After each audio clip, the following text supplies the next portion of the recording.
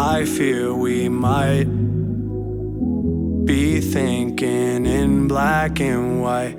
I think we could really be something if we could just leave something behind.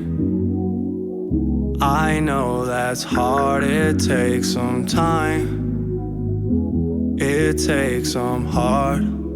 Oh, sit inside with me without stopping. Watch the outside, we'll get off topic. Love, hate, we need our options. Need our options. Oh, I know you know, we know we're going too fast on the gas, need to slow. Oh, where I go, you go, we go. We're always on the road, we're never touching home. To the left, make it to the right. Are there two sides, or is it black and white? I cannot arrive, I cannot decide. I'm always in my mind, I'm always in my mind.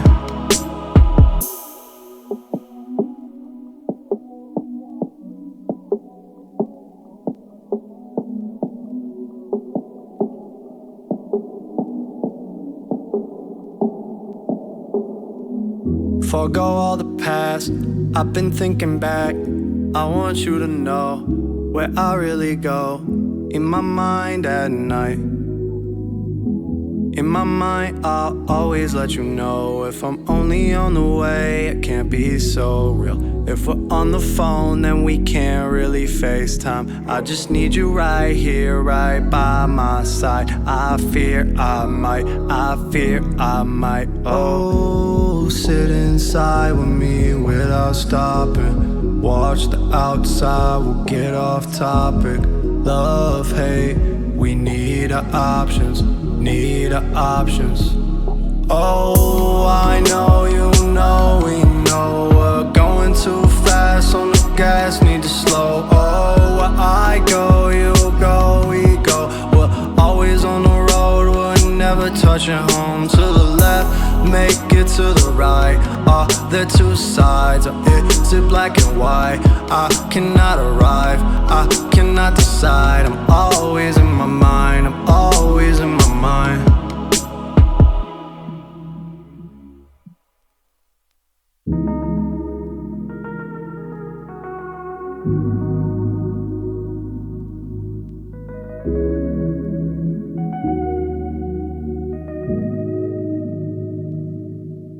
Oh, you're thinking too much.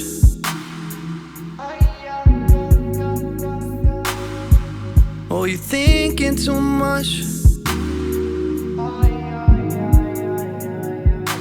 You should get out. I mean, you should really get out. And when you see me out, no more. And when you see me out, no, I'm rolling forever. Say goodbye. Two sides. Married to it, but she don't know about it. And he won't know, no, no, no, no, no. You don't let anybody in no more. You don't let anybody else come home. You won't even get on that flight. Won't even spend another night. Always, always, always in disguise. Yes, always, always in disguise. In disguise. Always, always.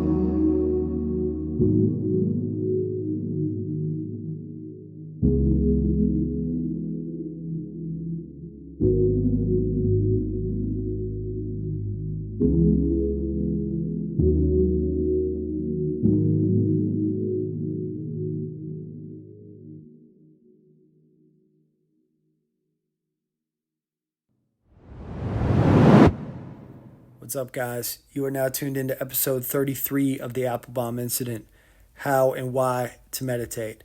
And that was the world premiere of my single, Black and White, off my album, Man, that sounded cool. I've always wanted to say that. Much love. Enjoy. On a scale of grazing on the farm raw to absolutely charred, how do you view the state of the world right now? Oh, man. Hey, I want to talk about meditation and how to do it, why it's so important, and mainly just teach you how to do it. So first I'm going to talk about why, then I'm going to tell you how to do it. So meditation is basically one of the oldest practices that's been around for humanity. If you think about the word meditation, it sounds a lot like medication. And that's because it comes from the same kind of roots of healing. And in my opinion, the ultimate healing of the psyche, of the mind, is through meditation. Right? One of my personal thing with meditation is I know that no matter what I'm going through, no matter what it is, it could be the worst thing ever, and I've been through some hard times in my life. The hardest thing I've ever dealt with. I know that if I sit in meditation for as long as it takes, maybe it'll take 2 hours, maybe it'll take 3 hours, I can find immense peace. I mean, immense peace. Peace that people don't even recognize or even know is available. People don't know that true, genuine sense of peace in our society anymore. And the reason they don't know, and that's why I want to teach meditation, and it's because it's such a shame. Think about that. Think about what I just said. People don't know a real, genuine sense of peace in our society.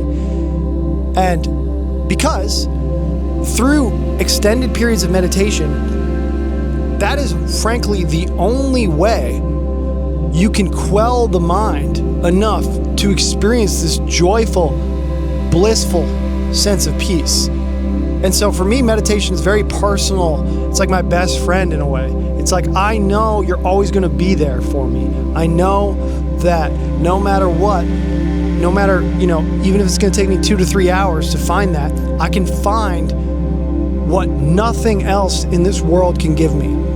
A true, genuine sense of deep, deep peace. And when you reach that true, genuine sense of deep, deep peace, then it is impossible for you to then be in this outside world that we're all in and, actively participating in, well, most of us, and then bring harm or chaos to that world because you have genuine peace. Genuine peace and chaos are complete opposites, ends of the spectrum. Genuine peace is not only what we all desire the most, but it is what essentially, in my opinion, this is going to get really deep and oh my God, David, but essentially it is the Messiah itself. And I've been studying religion recently. I didn't know much about it when I was younger at all. I didn't even know, funny thing, I didn't even know who Jesus was until I was like 20, until I was like 27. I mean, bro, that is so, maybe not 27. I heard his name, I heard about it. I just didn't care, man. I didn't care. And then when I got older, really older, then it started to register. I was like, wait a second, people keep talking about this guy. Who is this guy? Looking into it. I mean, I knew he was someone who the Christians worshipped, all that. I'm getting off topic. But my point is, I didn't really care about religion. And I think, in a sense, that naiveness about religion and now diving into it fully gave me a sense of perspective about this quote unquote. And I guess now that I'm older and realizing essentially my understanding right now is a lot of what the religions are fighting over is, or disagreeing over rather, is who is the Messiah, who is the Savior. And my own personal philosophy on that is that we all are the Savior. We all play a puzzle piece and a role in this world. However, if our inner worlds are at turmoil and in chaos, we cannot be that Savior that is needed in the world. And so that is the power of meditation, in my humble opinion. Now, let's get to the science, because I know a lot of people are into science, and where's the evidence? Where's the evidence? Study after study after study after study after study after study after study after study. not to mention we've been doing it for thousands of years, show all the benefits of meditation. Whether that's focus, whether that's peace of mind, whether that's clarity, whether that's calmness, whether that's increased athletic performance, increased endurance, better, thing in the room with your significant other, better everything, better presence, better awareness, happier, even effects that affect your cells, your biology, better aging, better metabolism, your body functions better. This is because the mind and the body are very closely related, as well as the spirit. So when you're healing your mind and your spirit, which is what meditation does, through essentially calming it and essentially healing trauma, which I'll explain in a second, when you're doing that through meditation, you are also healing the body, because the body and the mind are related. Study after study after study after study show this. Okay, so how do you meditate? Okay, before I get into that, last final thing. Meditation, as I just mentioned, heals trauma, in my opinion, and in fact is the ultimate, and in my opinion, this is going to ruffle feathers, only true way to heal trauma. And I know it's going to ruffle a lot of feathers. Maybe, there's some financial reasons it's ruffling feathers. Because who can sell you meditation? I guess I'm selling it right now, to be honest. But, I'm just getting some views on a video, I got nothing to sell you about it. But other than the fact that you should do it, it's the most important thing you can do. Because trauma, let's talk about trauma. So trauma lives in the body, yes. And what did I just talk about? The link between the body and the mind. Trauma also lives in the mind, sure. Lives in the spirit, sure. So how do we heal trauma? What is the true way to heal trauma? What is the true way to look at trauma? There's many ways in which you can, of course, in my opinion, as well, heal trauma that are not meditation. I take that back and saying it's the only way to heal trauma. But in my opinion, it is the peak, it is the pinnacle of healing trauma. Of course, in my opinion, I think that certain, therapy can be beneficial at times. I think that, certain fascia releases, right? You see this online now. This is a trend. Can, release TMJ, stored tension in the body through fascia releases, through certain stretches, right? Of course, physical exercise can be really beneficial to the mind. Of course, eating well can be really beneficial to the mind, to the body. But ultimately, at the end of the day, what is the most beneficial to your mind and to your spirit is meditation. It's the thing that we don't want to do, right? I always think about this. This is what I see when I see people walking on the treadmill at the gym. No offense if that's you. You're walking on the treadmill at the gym because you don't want to run, first of all, on the treadmill. Second of all, you don't want to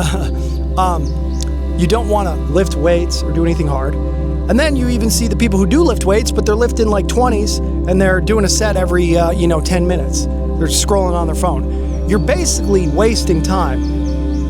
You're doing the thing you think is easy, and you're basically doing the bare minimum, and you're also telling yourself that this is going to be the easier route, doing the thing that I don't want to do. But what you'll find with meditation, this is the most powerful and beautiful thing about meditation, is that the more you actually do it, the more you realize that you want to do it, and the more you realize that it is the ultimate sense of peace that you can have. And why would you frankly want to do much more? This is what I always like when I'm not meditating. I'm like looking at the clock. I'm like, when can I meditate again, man? And that's gonna sound crazy to a lot of people, but like when you really get into it and really understand what it does for your mind, this is why people do spend their whole lives doing it, right? Or spend 6 years doing it, or even just 10 days at a retreat every year, right? Because there's a sense of nirvana that you get, a sense of joy that you can't get going out to drinks with your friends. You just can't get it. Of course, you can reach great states of joy doing that, but meditation is the pure way. And the other thing about meditation, as I was saying a little bit earlier, was this aspect of trauma, of what I like to call spiritual damage, emotional damage, right? If you think about someone who commits a horrendous act, right? or even on a lesser scale, someone who can't seem to focus, right, on their homework, can't seem to get a task done. But let's focus on the kind of more tragic scale. Someone who commits a horrible act, whatever it is, they go and they steal a bunch of money from a bank, and then they end up, harming people in the process and harming themselves, right? How does someone get to that place? Even if it's a world leader, who does something similar. They harm other people, they harm other countries for their own gain. They're not thinking about creative ways that they can get out of that and they can save both their own people and other people, right? They're just saying, let's just do it. Let's just hurt these people because we'll get some gain from it, right? All these horrible acts that come from our lower selves, right? Or even more commonly, revenge in all of its forms, right? If you think about revenge from like people can relate to revenge in a lot of ways, which is scary to think about, that so many humans can relate to revenge. All of us can relate to revenge. Oh, I want to get revenge on those who doubted me. I want to get revenge on my teacher who said I was going to fail, on my ex who, broke my heart, on all these people, right? And even on, like, again, a global leader standpoint, all these wars are started from this thought of revenge, right? And so revenge, these emotions, what causes us to take these actions, these horrible actions, is not just humans are flawed, humans are terrible. This is not why we take these horrible actions. Why we take these horrible actions is because humans are damaged. Humans are inherently on earth to learn lessons and to heal that damage. That is our purpose. And to help others heal their damage, to give value to others through our unique purpose. That's why you're here. You're not here to make more damage and make more things worse for yourself and others. That's not why you're here. You're here to actually learn the opposite and transcend the opposite. That is spirituality in a nutshell, in my opinion. And so when you see these horrible acts committed by people, revenge, all these things, wars, it comes from a place of spiritual damage. It comes from a place of emotional damage. It comes from a place of trauma. So, how do you heal trauma and how do you meditate? Well, you heal trauma through meditation. And you do that through essentially what I'm about to describe. And I will walk you through how to meditate. And through that process, I'll show you how the trauma is actually healed. And how this is actually true healing. So, how you're going to meditate, you don't want to make it hard for yourself to meditate. You want to make it as easy as possible for yourself to meditate. So, ideally, and this is why I think our workforce is inherently flawed, is that we don't have time, and our education is frankly inherently flawed, is because we don't have meditation built into our education and into our workplace, despite all the things I just said of how essential it is to all of our lives, right? It's because we believe the opposite. We believe the pill's going to heal us. We believe the money's going to heal us. We believe we don't need healing. We believe other people are the problem. We believe all these false things that we believe. And because we believe all these false things, the true healing is nowhere to be found. But when we understand these things, we can slowly start to implement meditation hour in our work, meditation hour in our schools, half an hour, whatever it is. We can implement time in our day to heal. That's what we should be doing immediately. We'll see how long it takes us to realize that we need to get there. So, ideally, again, you want to figure out a time that you can meditate. And because we don't have that time already built into our days, you may have to wake up earlier. You may just have to do it on the weekend. This is what I do. I personally do just more like extended sessions on my weekends. I do like 3 hours, 3 days a week instead of every day. And then on days that I work, I do like 15 minutes because I just don't have time. I don't have time. I don't make the time. I do a lot with my time. So it's hard for me to find time. And it's hard for all of us to find time. And I understand that. So This is how you meditate. So don't meditate on a full stomach.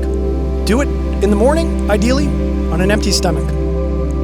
Don't meditate right when you wake up. You're going to be tired. You need to ideally go on a walk outside, get natural light on your skin,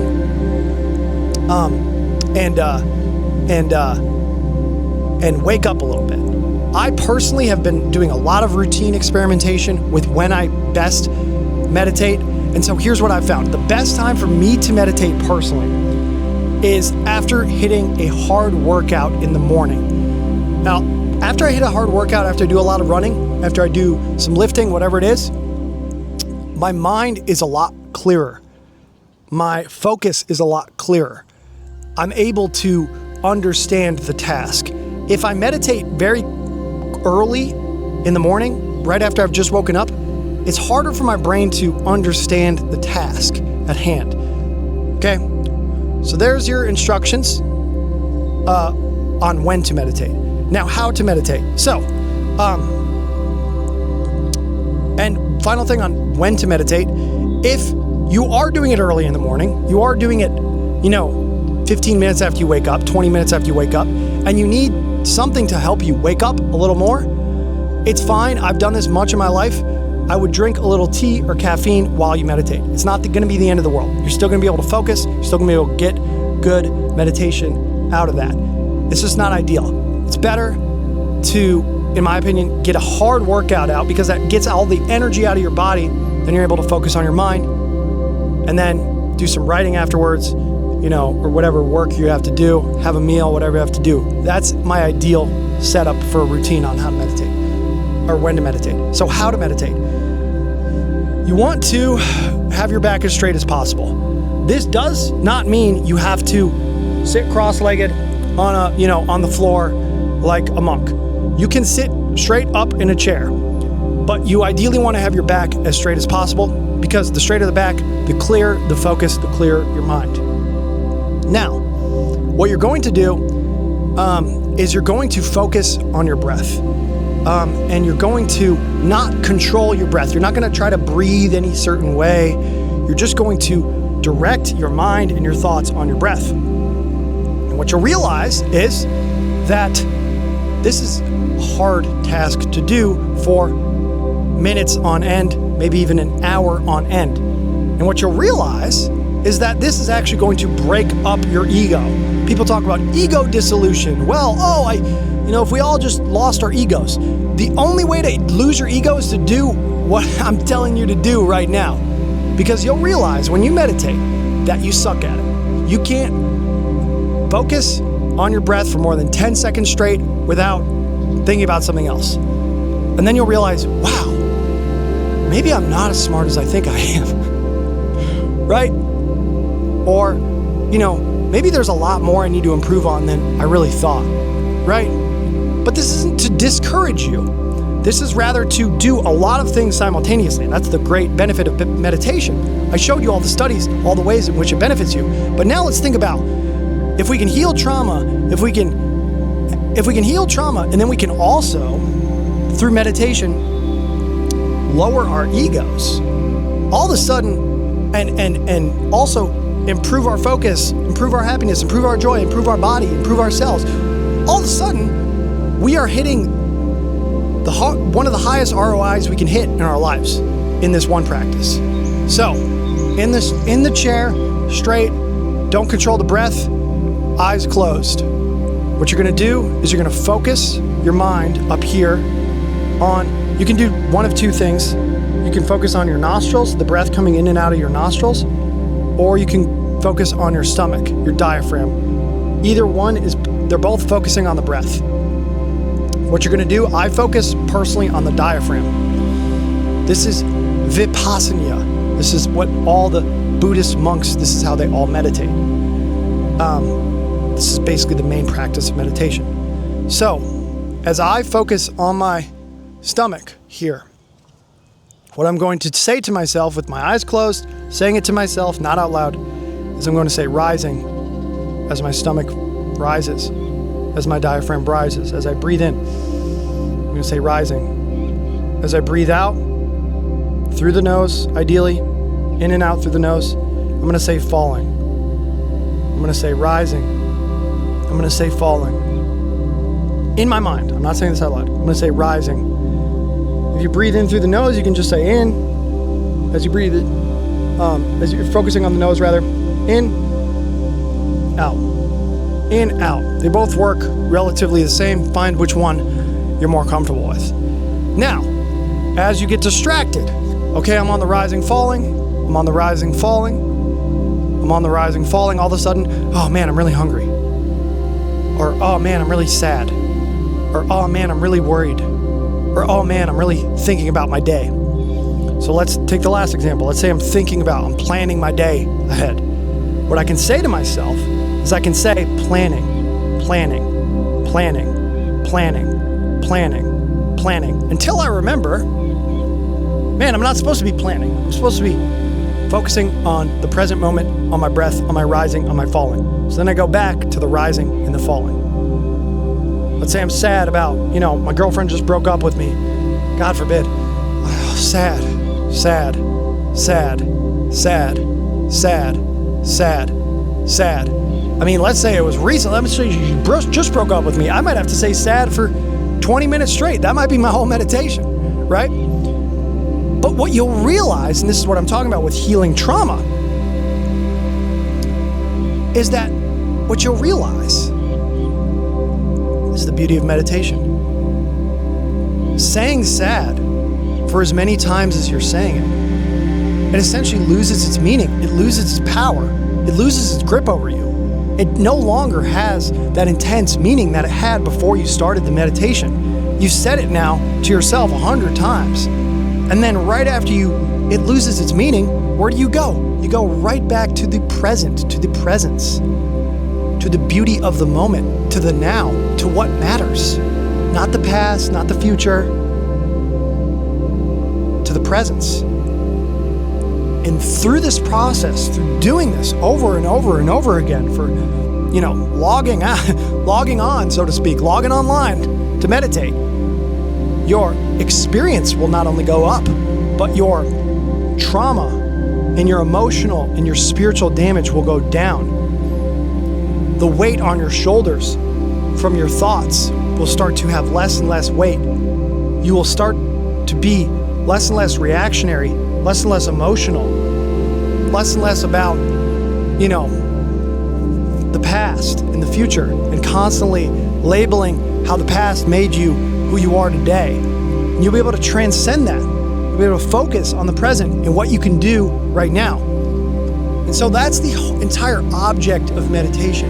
It's the focus of meditation, to allow these thoughts to observe thoughts that are not your breath,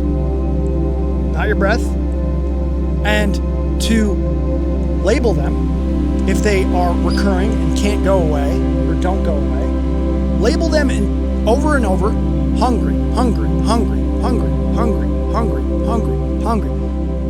Man, I said hungry 100 times. I don't even care that I'm hungry anymore. Back to what matters: rising, falling, rising, falling, rising, falling. In ideal meditation, your goal is to never lose the rising and falling, but you have to train yourself like a master to get to that point where you can go 20, 30 minutes, 40 minutes, an hour, where you are only focused on the rising and falling. And what you will find is the longer you can stay focused on the rising and falling, the calmer your mind will be, the more peace you will have, and all the benefits will compound exponentially. So it's very important. One thing that if I can, leave you with two kind of final tips on this journey of meditation, it is this.